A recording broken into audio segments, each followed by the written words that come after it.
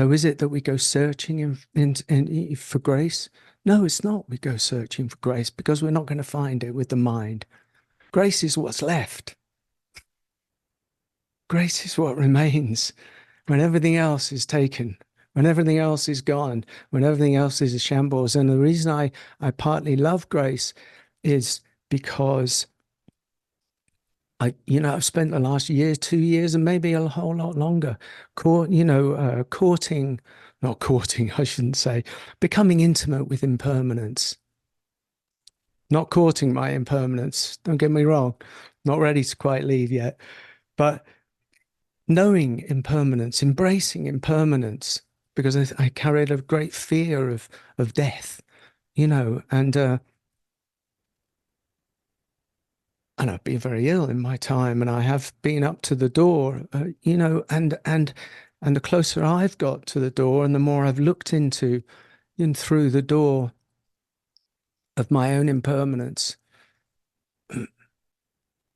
the more I've seen a light somewhere, the light that is spoken of by people, and I don't really go into this stuff, who've had near-death experiences. The light inside everything, the light inside us, the light that gets occluded so much, so much. And so this kind of embracing of turning towards that which frightens me, that which has frightened me so much, my own impermanence, has revealed a kind of a permanent light that I thought was out. We think our light is out sometimes, and we forget. And the world is tenacious. The world is incredible. It tells us who we are: good, bad, ugly, successful, failure, usually all of these. And we believe it because that's who we are trained to become. And we somehow forget and sort of go to sleep.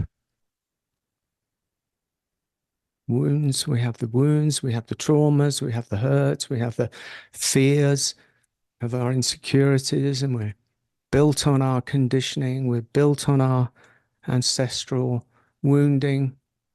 Many of us, as it said in that intro, many of us built on an underlying feeling of shame. Most of us feeling existentially disconnected from the oneness that we emerge from, that we return to, that we forget during our period of time in existence. So it's like we sort of emerge from existence, we return to existence, but while we're here, we completely forget that we're still the same existence, and we get lost. And the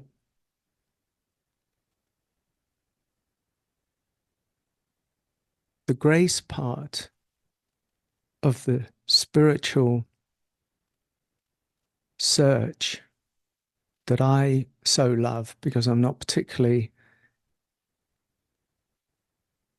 cerebral in many ways. I'm not going down that path because I've been broken so many times that I thought, well, let's see if I can find some peace inside that brokenness. And then inside that brokenness that was revealed, I discovered that there was absolutely nothing broken apart from thought, apart from belief, apart from believing in belief, apart from giving my allegiance to the belief that Kavi had messed up and had failed and didn't know what he was doing, and was not competing like all the other, whatever it was. And though there was actually nothing lost. And when I realized there's actually nothing lost, because I touched it a little bit, just a little bit. You don't have to touch the light much, do you? You only have to get a glimpse.